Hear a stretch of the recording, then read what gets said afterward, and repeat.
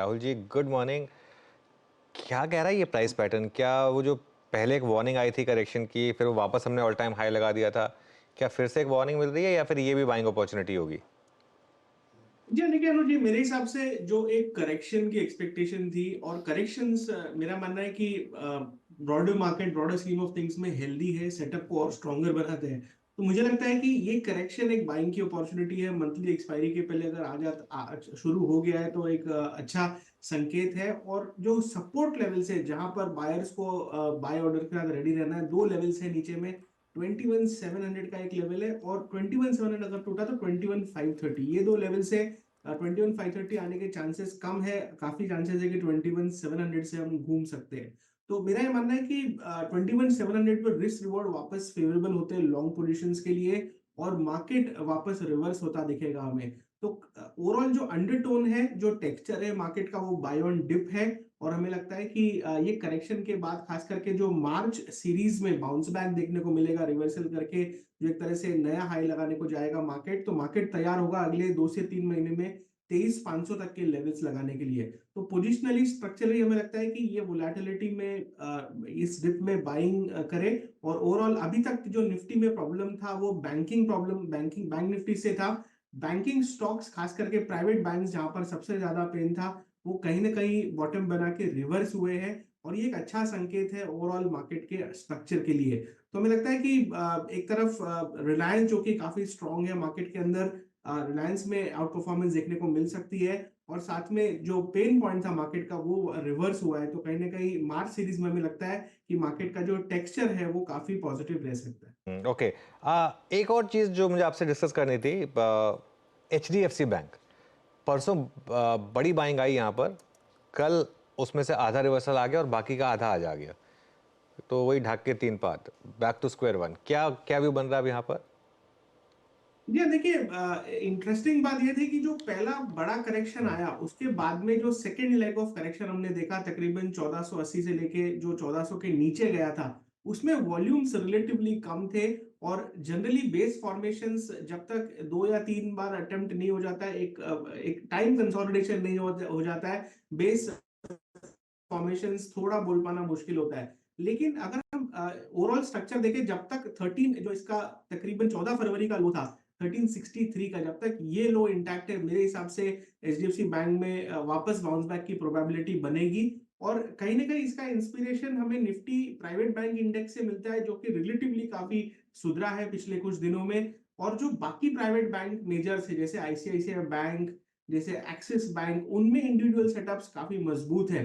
तो उनको देखकर ऐसा लग रहा है कि कहीं ना कहीं एचडीएफसी बैंक शायद थोड़ा टाइम ले, लेकिन इवेंचुअली इसमें बॉटम बन के ये स्टॉक में एक प्रॉपर रिवर्सल देखने को मिल सकता है, जो बैंक निफ्टी और निफ्टी दोनों के लिए पॉजिटिव रह सकता है।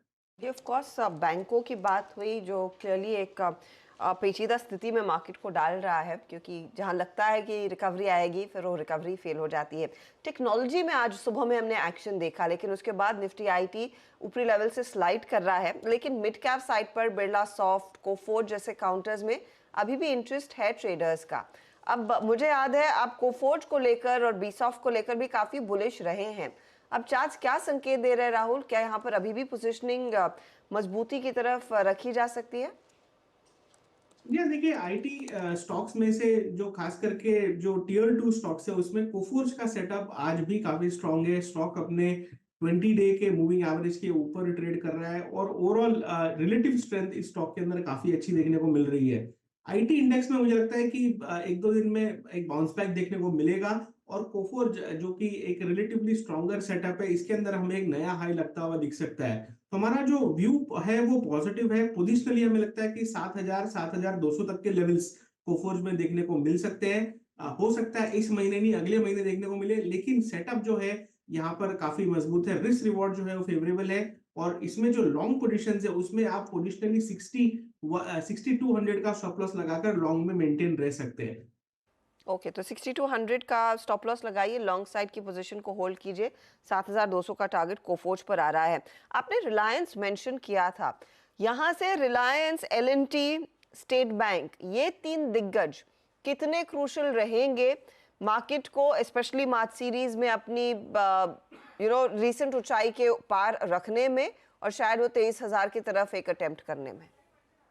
जी देखिए, पीएसयू बैंक्स बहुत ज्यादा मजबूत है, इसमें कोई डाउट नहीं है, और खास करके लीडर ने चाल दिखाई है। तो अगर एसबीआई का सेटअप देखें तो लॉन्ग टर्म चार्ट्स पर एक बड़ा ब्रेकआउट देखने को मिला है। लॉन्ग टर्म यानी कि मैं इसकी सिंस इंसेप्शन वाले चार्ट्स की बात कर रहा हूँ, और वो ब्रेकआउट जो है वो इसी महीने यानी फरवरी महीने में हुआ है, तकरीबन 660 के आसपास का। तो मेरे हिसाब से एसबीआई अभी आउट परफॉर्म वाली कैटेगरी में जा चुका है, और आने वाले 3 से 4 महीने में मुझे लगता है कि यहाँ पर एक बहुत ही स्ट्रॉन्ग मूव देखने को मिलेगा। छोटे मोटे करेक्शंस आएंगे, मार्केट कभी सीधे लाइन में नहीं जाते हैं, तो छोटे मोटे करेक्शंस में बाय करने की चेष्टा करें। और जहां तक रिलायंस का बात है, देखिए रिलायंस में मुझे लगता है कि थोड़ा सा जो मंथली सेटअप है इसका काफी मजबूत है। पिछले 7-8 सेशन से थोड़ा साइडवेज जरूर हुआ है स्टॉक, लेकिन यहाँ पर भी हमें लगता है कि एक मोमेंटम मूव आना बाकी है। तो शॉर्ट टर्म में हमें लगता है कि तकरीबन 3050 तक के लेवल्स, और एक मीडियम टर्म में यानी कि 2 से 3 महीने में हमें लगता है कि 3500 तक के लेवल्स भी रिलायंस में देखने को मिल सकते हैं। तो ये दो स्टॉक क्लियरली हमें लगता है कि आउट परफॉर्म करेंगे निफ्टी 50 स्पेस में। एलएनटी में थोड़ा प्रेशर जरूर है। एलएनटी में इनफैक्ट मेरे हिसाब से नीचे का एक डाउनवर्ड टारगेट आना बाकी है। जो मेजर सपोर्ट एरिया है 3100 का एलएनटी में, अगर 3100 पे आता है तो वहां पर मेरे हिसाब से फ्रेश बाइंग के मौके देखे जा सकते हैं। यहाँ पर फिलहाल अभी एलएनटी को हमने अवॉइड लिस्ट पे रखा हुआ है। ओके, तो एलएनटी अवॉइड लिस्ट पर है, लेकिन एसपीआई और रिलायंस क्लियरली वो तेजी वाले साइड पर बने हुए हैं। अच्छा, एक और स्टॉक जिस पर हमने रिसेंटली अच्छा इंटरेस्ट देखा था, भारती एयरटेल, अब आज करीब 3.5% करेक्ट हो रहा है, 1100 के आसपास आकर अटक गया, 100 पॉइंट दूर है अपने 52 वीक हाई से। क्या उसे रीअटेम्प्ट करने की क्षमता है इसमें या नहीं? उतनी स्ट्रेंथ नहीं है चार्ट पर। जी हाँ, बिल्कुल। पिछले 2 दिन के जो मूव है, खास करके आज का जो करेक्शन है इसके अंदर काफी स्टीप है, और इनफैक्ट जो इसका एक सपोर्ट था 1100 के एरिया में, वो ऑलमोस्ट इंट्राडे में ब्रेक हुआ है।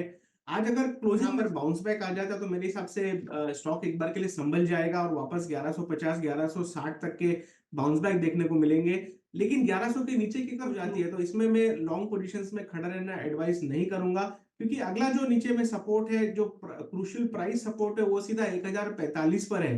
तो ऐसे सेटअप में आई थिंक सबसे बेस्ट यही होगा कि अगर जैसे ही क्लोजिंग बेसिस में क्रूशियल सपोर्ट ब्रेक हो तो लॉन्ग पोजीशन में ना रहे, और अगर बाउंस बैक देखने को मिलता है, और बाउंस बैक हमें थोड़ा वॉल्यूम के साथ देखना होगा। अब तक तो आज की जो सेशन की वॉल्यूम्स हुए भारतीय एयरटेल के अंदर, वो रिलेटिवली एवरेज वॉल्यूम्स है, मतलब ऐसे कोई बड़े वॉल्यूम्स के ऊपर नहीं गिरा, तो अभी तक कोई चिंता के संकेत नहीं है। लेकिन 1100 का लेवल बहुत ही इंपॉर्टेंट सपोर्ट है ये पूरे सेटअप में डेली चार्ट्स पे जो दिखाई दे रहा है।